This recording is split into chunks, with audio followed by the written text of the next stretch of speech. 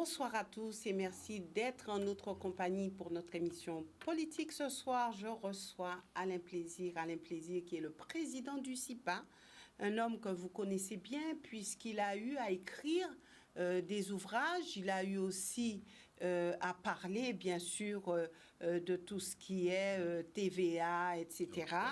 Et puis on l'a retrouvé aussi en 2009, rappelez-vous, et par la suite à quelques élections. Donc, Alain Plaisir, merci d'être avec nous. Et puis, ce soir, vous vous présentez en tant que tête de liste du CIPA, puisque vous vous présentez aux prochaines élections régionales avec d'autres. Donc, est-ce qu'on peut dire que c'est pour vous un passage obligé, ces élections de 2021? Ben, on peut dire ça si on considère que le projet du CIPA, ce n'est pas simplement avoir des élus au conseil régional. Le projet du CIPA, c'est un projet politique, puisque notre nom, c'est Comité d'initiative pour projet politique alternatif. Donc, nous considérons qu'il n'y a pas vraiment de solution viable dans le statut départemental. Donc, nous militons pour un statut de pays territoire d'outre-mer, à l'instar de Saint-Barthélemy. Donc, pour que nous ayons plus de pouvoir pour mettre en œuvre une autre politique, une politique alternative. Alors, est-ce qu'on peut dire que depuis ces quelques années, votre discours a changé? Est-ce que vous partez avec les mêmes arguments? Et est-ce que vous pensez pouvoir convaincre pour ces prochaines élections? Ben écoutez, on prend de l'expérience, on apprend, hein, comme vous l'avez souligné, j'ai fait une carrière de syndicaliste. Et à un moment donné, j'ai pensé qu'il fallait porter le problème social également au niveau politique. C'est-à-dire qu'il faut changer la Guadeloupe. Et pour changer la Guadeloupe, il faut être l'endroit où se trouve le pouvoir, le lieu de pouvoir. Bon, alors pour l'instant, le lieu de pouvoir, c'est le conseil régional, c'est le conseil départemental et au sommet, vous avez l'État. Bon, pour l'instant, nous, on se contente de la région et nous considérons que nous avons tiré les leçons des expériences passées. Qu'il faut donc convaincre, évidemment.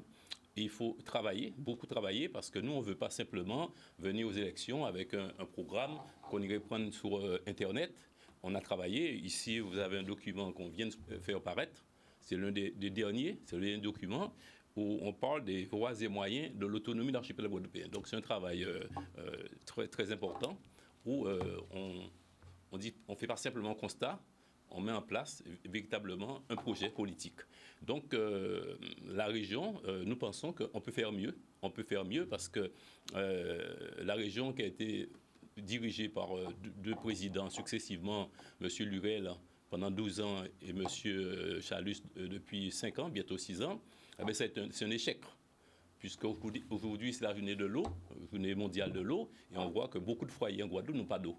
Et le chômage augmente. Enfin, on est véritablement dans une impasse. Et je pense qu'on peut faire mieux. On peut faire Alors là, mieux. c'est pas Alain Plaisir une nouveauté, ce problème d'eau et tous les problèmes qui sont récurrents depuis de nombreuses années. Donc, est-ce que le discours doit être adapté à la situation actuelle ou est-ce que ce discours doit se projeter dans les années à venir? Il faut faire les deux. Il faut faire les deux parce qu'il faut répondre aux préoccupations de la population.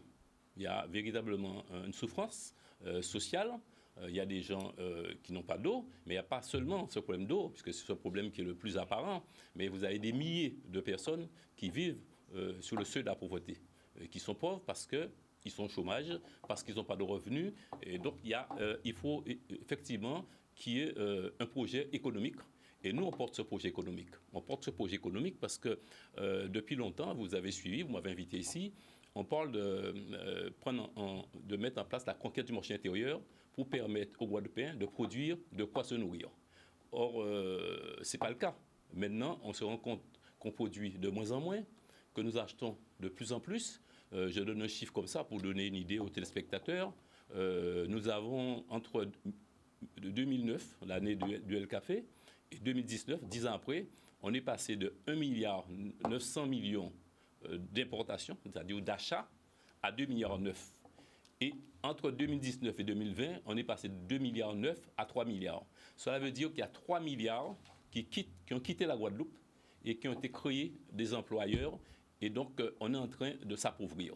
Donc, il faut un virage. Et ce virage, c'est prendre une certain nombre de mesures au niveau, donc, alors nous, dans ce document, on parle donc de mettre en place une compétence douanière et fiscale. Pourquoi douanière? Parce qu'il y a nécessité de protéger la production guadeloupéenne. Quand vous avez ici des producteurs qui essaient de faire l'élevage de poulets et que vous avez en même temps des poulets de dégagement qui quittent la France à 50 centimes d'euros et qui arrivent ici dans les supermarchés à 1 euro, comment voulez-vous qu'un producteur guadeloupéen soit concurrentiel? Donc, il a appelé à disparaître. Et s'il disparaît, eh bien, il va grossir le rang des chômeurs. Donc, nous, on a un projet.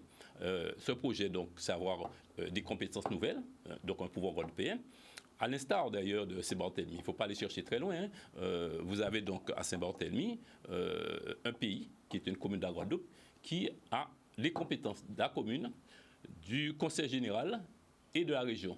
Et en plus, a de nouvelles compétences. Donc, nous, on pense que c'est la voie à suivre. Mais en attendant, on veut répondre aux préoccupations des Guadeloupéens.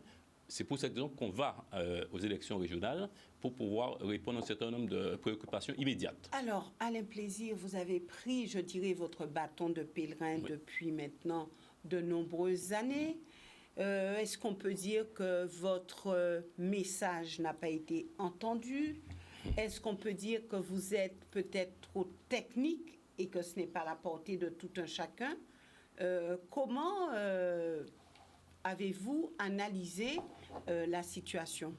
Non, mais les choses ne sont pas aussi simples. Bon, alors nous, on part de zéro.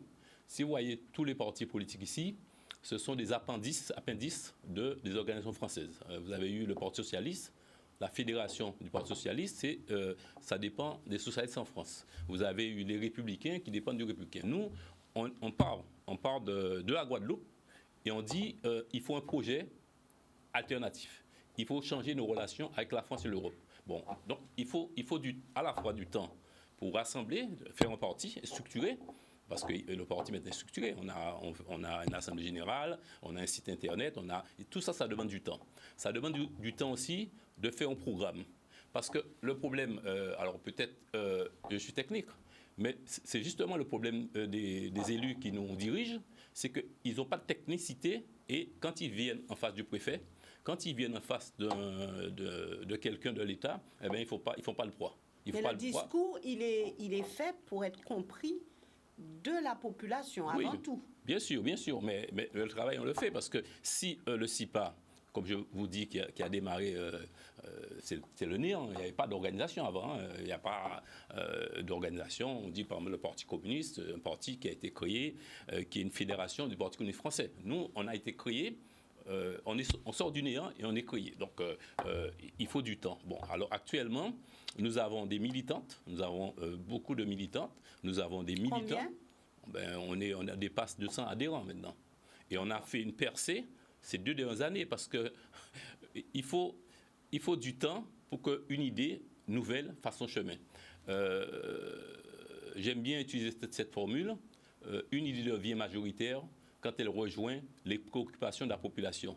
Or, jusqu'à présent, les gens pensaient que, bon, finalement, ça irait bien, on va voter pour un tel, on change, et on pense que ça irait mieux. Et ils sont en train de constater qu'on a mis l'URL, ça n'a pas marché, on a mis Chalut, ça n'a pas marché, et maintenant, les gens écoutent notre discours. Et ils écoutent le discours du CIPA. Parce que nous, on dit alternatif. Le mot alternatif, ça a un sens. On ne l'a pas trouvé comme ça par hasard. Alternatif, ça veut dire faire autrement. Les gens sont prêts pour changer d'avenir. Ah ben, je peux vous dire, pas changer d'avenir, parce que ça a été utilisé déjà. Mais les gens sont prêts pour une alternative. Parce que nous, on le voit. Écoutez, je vois là, si vous aviez assisté à notre Assemblée générale, on l'a fait dans des conditions difficiles, et pourtant, il y avait du monde. Nous avons actuellement dans notre parti, c'est le seul parti en Guadeloupe d'ailleurs, une majorité de femmes. Et donc, effectivement, il faut à la fois poser les bases, et les bases, ça ne se repose pas sur le sable. Les bases se reposent sur les fondations, et les fondations, elles sont profondes. Il faut le temps. Alors, en politique, est-ce qu'il faut des fondations, forcément? Si, il faut des fondations. Parce que s'il n'y a pas de fondation, on assiste à ce qu'on assiste maintenant. Vous voyez bien qu'on est dans une impasse, Madame Boisselet. On est dans une impasse. On devrait presque avoir honte de voir la situation de la Guadeloupe. Comment voulez-vous... Mais la faute à qui? La faute de tous ceux qui sont passés avant, qui ont fait du clientélisme, vous avez actuellement un problème dans les communes en Guadeloupe. Pourquoi il y a un problème en Guadeloupe? Pourquoi il y a un problème de rémunération, de carrière dans les communes, et vous n'avez pas ce problème dans les administrations de l'État? Moi-même, j'étais fonctionnaire de l'État. Il n'y a pas de problème. Vous avez une grille indiciaire. Tous les 3 ans, automatiquement, vous passez d'un indice à l'autre. Tout est normal et classé. Donc, tandis que les maires, donc la plupart de ceux qui sont à la région ou au département ont été maires ou sont maires, ils ont embauché des gens pour avoir une clientèle électorale. Et maintenant qu'ils ont embauché des gens pour avoir une clientèle électorale, ils ont trop de personnes et ils n'arrivent pas à faire face aux obligations légales. L'obligation légale, c'est permettre aux gens d'avoir un déroulement de carrière, permettre aux gens d'avoir une formation et permettre aux gens d'avoir une retraite décente. Et ils ne peuvent pas remplir ce cas. Donc, c'est l'échec. Et justement, s'il y avait un peu plus de technique, qu'est-ce qu'ils auraient fait d'ailleurs?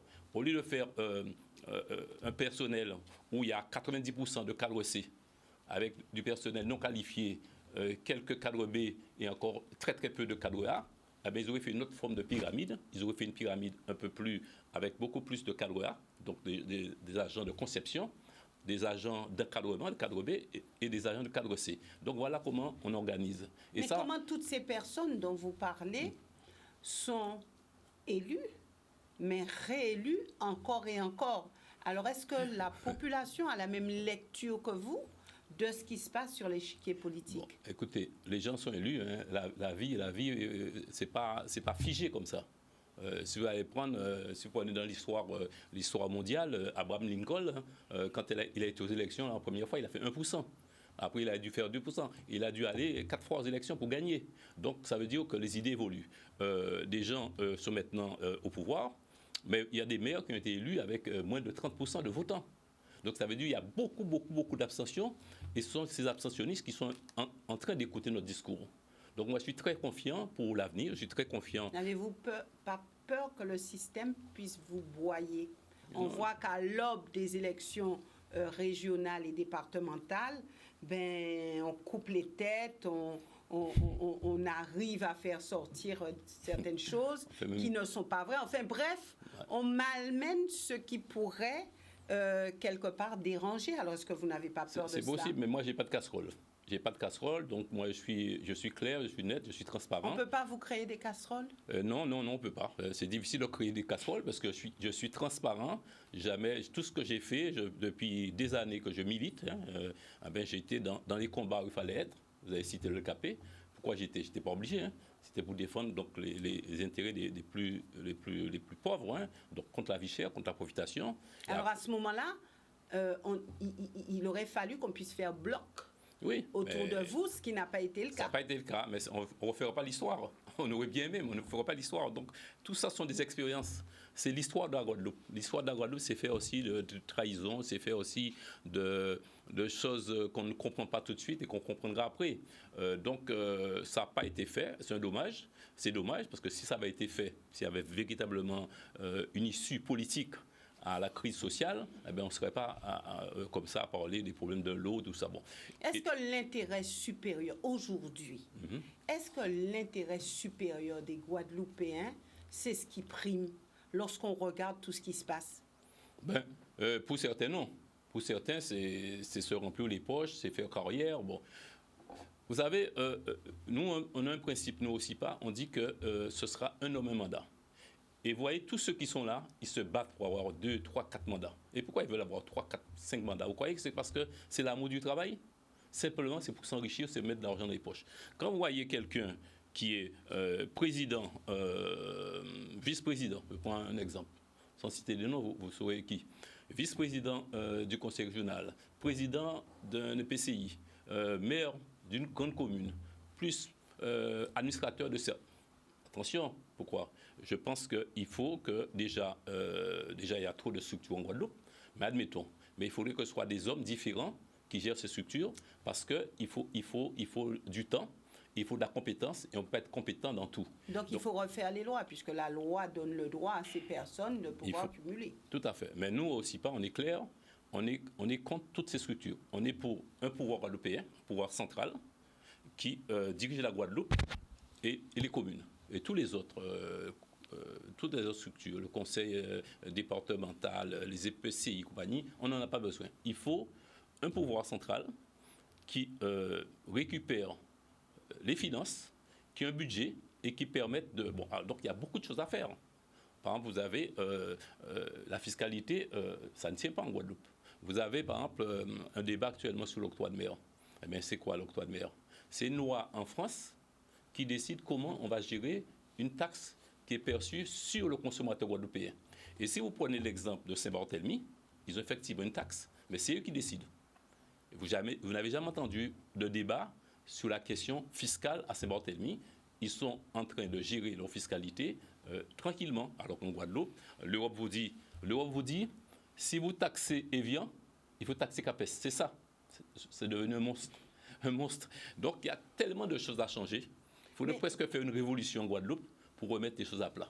Et vous êtes capable de faire une révolution? Une révolution sage, une révolution pacifique, c'est-à-dire changer un certain nombre de choses qu'il faut changer, parce que si on ne change pas ces choses-là, on va tout droit au suicide. Et donc, nous pensons que les Guadeloupéens vont nous faire confiance. On sent monter, il y aura des surprises, il y aura beaucoup de surprises cette année. Mais n'était-il pas possible de vous retrouver à l'Implaisir avec d'autres? Avec d'autres, lesquels? Mais justement, je vous pose la question. Non, justement, c'est parce qu'on est très différents de tous les autres. Parce que s'il s'agissait de faire carrière, d'avoir un mandat, eh bien, il n'y a aucun problème, j'aurais eu un mandat, j'aurais une carrière. Mais ce n'est pas ça. Nous, on a créé, moi je suis le membre fondateur, un des membres fondateurs du CIPA, c'est parce qu'on est convaincu qu'on ne peut pas s'en sortir. Vous verrez que dans toutes les ex-colonies de la France, la Guadeloupe, nous sommes les derniers en termes statutaires. Nous sommes les derniers. Saint-Pierre-Miquelon, c'est devenu collectivité autonome. Saint-Martin, passé dans l'article 74 de la Constitution. Saint-Barthélemy est devenu PTOM. Même la Guyane et la Martinique ont maintenant une collectivité unique. Nous sommes les derniers. Nous sommes complètement figés. Et on est figé au niveau du statut, mais on est figé aussi au niveau de l'esprit. L'esprit est figé. N'est-il pas dit que les derniers seront les premiers? C'est la religion, ça. C'est la religion qui le dit ça, mais je pense qu'il vaut mieux être premier, il vaut être maillot jaune. Et nous, on n'est pas maillot jaune maintenant, on a plutôt un carton rouge parce que nous sommes les mauvais élèves. Vous êtes des mauvais élèves et vous pensez devenir des bons élèves? Ceux qui dirigent sont des mauvais élèves. Et nous pensons que nous sommes de bons élèves et on peut faire nettement mieux. On peut faire nettement mieux parce que dans une interview, je disais que tous les élus que nous avons là, tous les élus qui sont passés avant, sont allergiques à l'économie. Ils sont allergiques, ils n'aiment pas ça. Or, comment diriger un pays si vous n'aimez pas l'économie? C'est ça, hein. C'est comme si vous avez dans une entreprise, vous ne faites pas les comptes, vous ne faites pas la comptabilité. Donc aujourd'hui, vous dites que pour être... que ce soit un bon chef d'entreprise, que ce soit un homme politique averti, aguerri, il faut être un bon gestionnaire. Il faut être un bon gestionnaire et il faut comprendre des choses. Il faut comprendre la marche du monde. Il faut comprendre que la Guadeloupe, c'est un archipel, mais on est dans un ensemble qu'on appelle la France, et la France même est dans un ensemble qu'on appelle l'Union européenne. Il faut y comprendre ça. Quand on a compris ça, il y a beaucoup de choses qui vont aller après. Vous allez comprendre le problème de la banane, vous allez comprendre le problème des difficultés de la production sucrière, vous allez comprendre pourquoi on achète autant et qu'on n'exporte presque pas.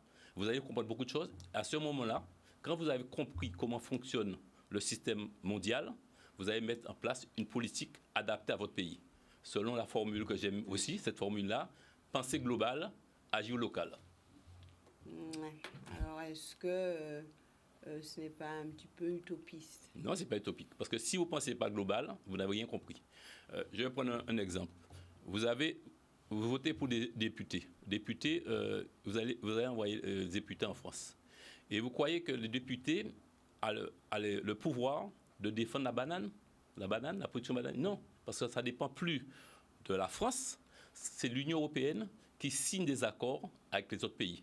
Par exemple, l'Union européenne a signé un accord avec les États-Unis sur la banane. Donc actuellement, vous avez en France des bananes de la zone dollar, des bananes qui viennent du Salvador, Panama, et qui sont en train de faire disparaître d'autres bananes. Donc le député que vous avez voté, vous avez élu, Vous croyez qu'il a les moyens? Il ne peut pas, parce que ça ne se passe pas là. Ça se passe à Bruxelles. Et à Bruxelles même, il y a des négociations entre Bruxelles et les États-Unis, d'autres pays, la Chine, dans le cadre de l'Organisation mondiale du commerce. Donc, il faut comprendre tout ça. Si vous n'avez pas compris ça, vous allez faire, comme on dit en Guadeloupe, que choquer. Donc, ça ne marche pas. Et ça ne marche pas. Et je suis persuadé que si on ne change pas de politique, si on ne change pas ceux qui sont là, eh bien, ça ira de mal en pis. Mais quelque part, est-ce qu'au début de cette émission, Alain Plaisir, vous n'avez pas dit que ce sont les chokers qui réussissent aujourd'hui? Est-ce que c'est parce que vous venez de décrire c'est vous qui l'avez dit précédemment? Vous l'avez dit. Vous avez dit que dans tout ce que vous avez décrit, n'est-ce pas ça? Vous avez dit que bon, finalement, c'est pas à peine qu'il soit technique, il suffit qu'il fasse des promesses. En gros, on peut comprendre ça. J'ai pas dit ça comme ça. Non, mais vous n'avez pas ça. J'ai posé une question. Mais moi, je l'interprète, puisque finalement, on n'est pas obligé d'avoir des connaissances. En Guadeloupe, si on comprend bien, il suffit de faire du baratin, de faire des promesses. Eh bien, ce temps-là est fini. Ce temps-là est fini parce qu'on est en train de désespérer la jeunesse. Parce que la jeunesse n'y croit pas. Les gens y partent. Vous avez plein de gens qui quittent la Guadeloupe. La population est en train de vieillir. Et même des gens de 50 ans ou plus quittent la Guadeloupe. Donc, on est en train d'arriver à une situation pratiquement de suicide parce que la population disparaît, vieillit, et elle est remplacée par d'autres personnes qui arrivent d'ailleurs. Pourquoi ces personnes partent? Parce qu'il y a trop de problèmes en Guadeloupe. Il y a trop de problèmes. Vous avez des problèmes du quotidien, vous avez des problèmes des embouteillages. Quand vous quittez, je ne sais pas moi, Petit-Bourg pour arriver à Jarry, il vous faut 1 heure, mais c'est impensable. Vous avez des problèmes d'eau, vous avez des problèmes du chômage, vous avez toutes sortes de problèmes, vous avez des problèmes sanitaires. Donc vous avez un pays qui n'est pas organisé, il n'y a pas de transport, on est obligé d'acheter des voitures. Il y a 3-4 voitures dans une famille.